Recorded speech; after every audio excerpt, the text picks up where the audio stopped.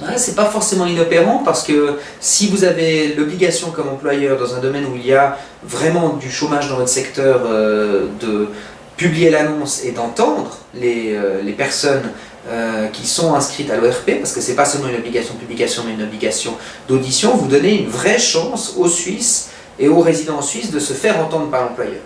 Après, ma foi, il faut être bon, il faut être convaincant. L'employeur qui vous entend et puis qui constate que vous n'avez pas le niveau pour occuper la place de travail, ma foi, vous n'avez jamais de garantie d'emploi. Et c'est un peu le rêve qu'ont beaucoup de gens, d'imaginer qu'il y aurait et ça c'est un vieux... C'est un vieux rêve de l'extrême gauche, c'est de créer un droit au travail qui est en réalité un devoir pour chacun d'offrir un travail à son prochain. Et ça, à mon avis, c'est dans un marché tant soit peu libéral, c'est impensable.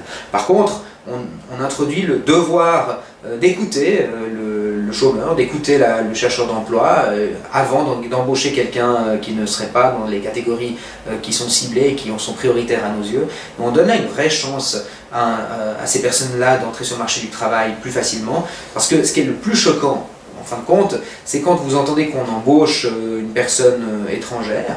Alors si on l'embauche avec des tarifs qui sont en dessous de tout, c'est carrément illégal, mais c'est très choquant quand on embauche quelqu'un à l'étranger et qu'on n'a même pas donné sa chance à un Suisse, ne serait-ce que d'être entendu pour occuper un poste. Et ça, je crois qu'on doit revenir dessus, et avec cette mesure-là, on y répond clairement.